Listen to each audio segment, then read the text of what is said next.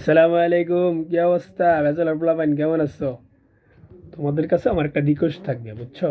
এই জন্য ভিডিওতে আসা। তোমরা যারা ব্যাচেলর পোলাপাইন আছো, এবার যারা ভোট দিবা, হ্যাঁ, ভোট দেওয়ার বয়স হয়েছে যাদের, সবাই এমন একজনের ভোট দিবা যে ন্যায়পরায়ণতা বাংলাদেশে বাস্তবায়ন করতে পারে। মানে চাঁদাবাজি, দখলবাজি, ঘুষ, মানে কি কমু, যত রকমের আকামাতে সব যে করে তারে ভোট দিও না। এখন আমি যে এই যে কথাটা কইলাম না, এখন আমার অনেকে জামাত শিবির ট্যাগ দিব। মানে এই কথা যে কইব হেই জামাত। আরে ভাই, আমি এই কথা আমার বলার অধিকার আছে, আমি তারই ভোট দিমু। আর কে সে, সে কে, সে কে আমার সেটা দেখতে হবে। সে কি দখলবাজি করে, সে কি চাঁদাবাজি করে, সে কি মানুষের মাথায় বাড়ি দেয়? আমি তো এটাই দেখবো যে আসলে সে কেমন, সে নয় ন্যায়পরণতা নেতা কিনা। হ্যাঁ, এই কথাটা কইতে গেলে কি আমি জামাত শিবির।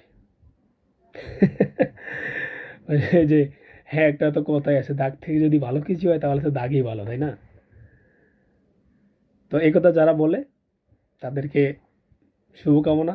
হ্যাঁ, আপনিও একটু দেখেন।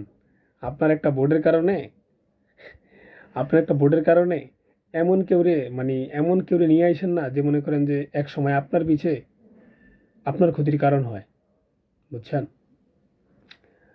তো এই কথাটা আমি যেই জায়গায় কই, ভাই ব্রাদার, ফ্রেন্ড সার্কেল যেখানেই বলি, সবাই একটা, শুধু আমি না, যে কেউ এই কথা বলুক, বললে কি বলবো, জামাত শিবির। আরে আমি নাগরিক হিসেবে আমি এই কথা কইতে পারবো না যে আমি তারই ভোট দেবো যে ন্যায়পরায়ণতা সৃষ্টি করতে পারে, ন্যায়পরায়ণতা বাস্তবায়ন করতে পারে। যে দখলবাজি, চাঁদাবাজি করে তারা আমি ভোট দিব না। আর এই কথা কইলে কি সে জামাত শিবির?